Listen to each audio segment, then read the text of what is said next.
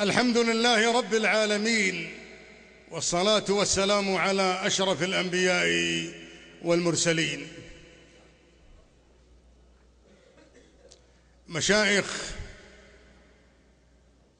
قبيلة هذيل، مشايخ قبيلة مطير قطفان، مشايخ قبيلة سليم،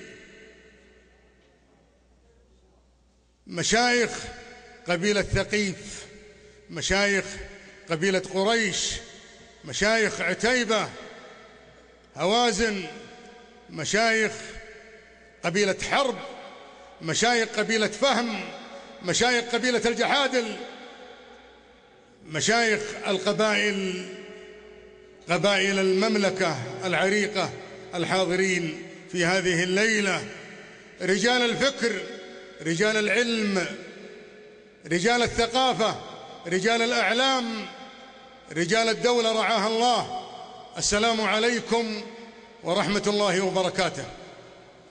ومشايخ قامد لا أنساهم، ومشايخ شهران الحاضرين معنا في هذه الليلة، والشلاوة من بالحارث، وكل القبائل الحاضرين في هذه الليلة. اعذروني إذا ما ذكرتهم كلهم، هذا مجتمع قبلي أصيل في هذه الليلة، فأهلا ومرحبا بالجميع في هذه الليلة.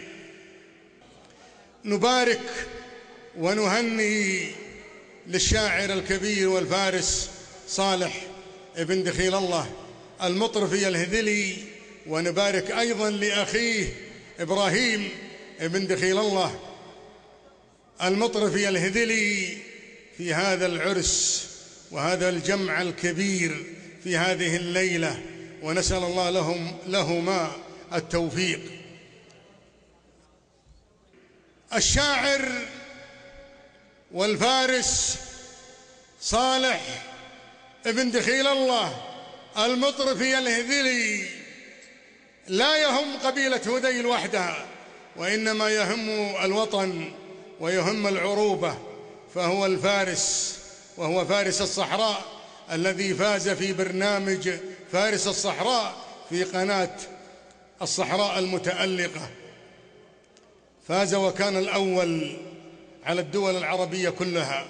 فهذا فخر لهذيل، وفخر لكل القبائل، وفخر للمملكة العربية السعودية. صالح من نعومة إظفاره وهو شاعر وفارس وقناص وصاحب طير، نقل الطير وهو في عمره 10 من سنه، وهذا فخر لأبيه ولقبيلته، وفخر أيضا للعادات والقيم الفاضلة عند القبائل العربية. إن أبنائهم يتعلمون نقل الطير، الصقر، القناصة، ركوب الخيل، الرمي، الأشياء التي وصى عليها الرسول اللهم صل وسلم عليه. صالح ابن دخيل الله المطرفي الهذلي نشأ في أحضان هذيل، قبيلة الشعر والحرب.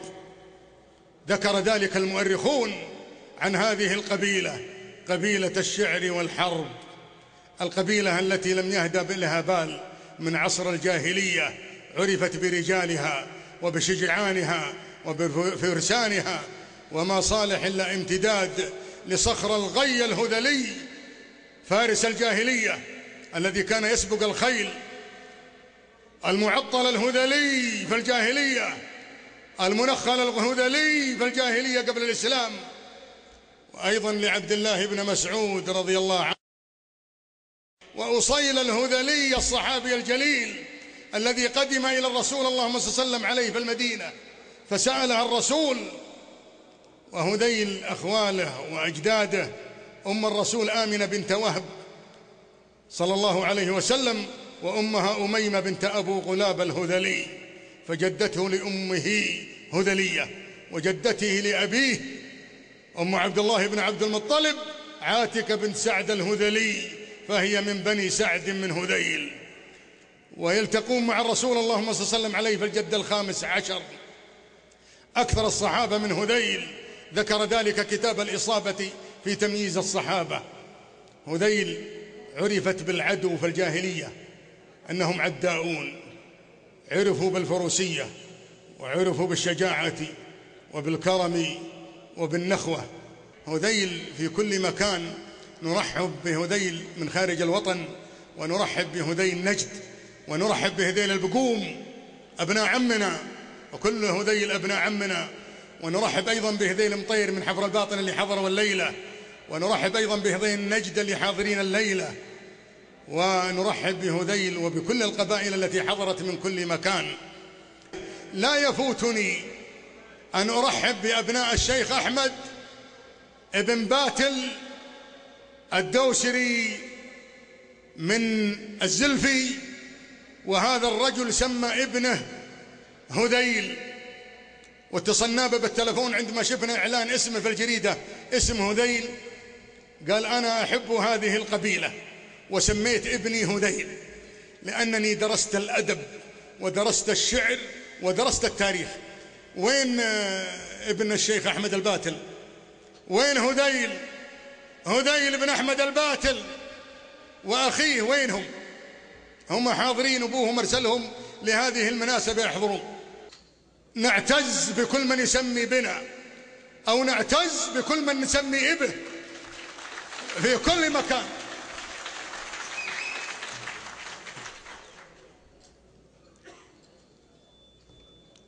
أعطها الميكروفون. وش اسمك؟ تعال هنا. ايش اسمك؟ ايش اسمك؟ هذيل أحمد الباسل. ارفع صوتك. هذيل أحمد الباسل. أو نعم. كم عمرك يا هذيل؟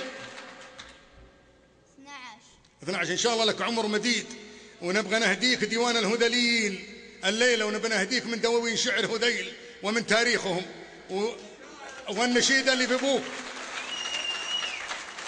أرسلت لأبوه عدة قصايد بعد سمى هذيل، الليلة نبغى نسمع منها. أي ندعو له بالشفاء، إن الله يشافيه أبوه الشيخ أحمد. أي لأنه تعذر عن المجيء وقال أنا أرسل لكم ابنكم هذيل. أي نعم، نسأل الله له الشفاء والعافية. نعم، شكرا. أعطوها هدية، ولا يروح هذيل ألا أنتم معطينا هدايا ومعطينا قصايد. أي نعم.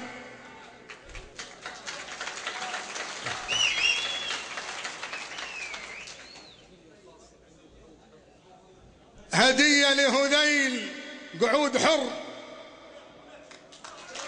تعال قدمها بنفسك. تعال.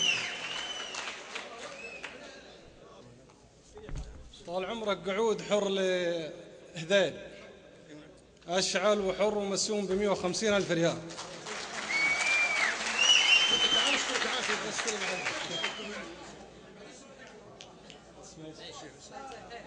الشيخ فواز الهذلي أهدى قعود حر قيمته 150,000 لهذيل ابن أحمد ابن باتل. ونعم. السلام عليكم ورحمة الله وبركاته. يستاهل هذيل ويستاهل أبو هذيل اللي سمى على اسم قبيلة هذيل، ويهدى من عندنا ناقة من البل الحمراء. هدية ناقة من الشيخ دخيل القارحي الهذلي، وحنا نعرف بله ودوده، تراها من العرب الأصايل من بله هذيل. إحصان عربي من الشيخ بريكان البقمي لهذيل ابن أحمد الباتل. وهذيل هم الذين وقفوا في وجه الترك عندما قتلوا، والترك أشد قتل في خندمة، وهم الذين سماهم الباشا التركي في ذلك الزمن، قال هؤلاء عسكر البارود.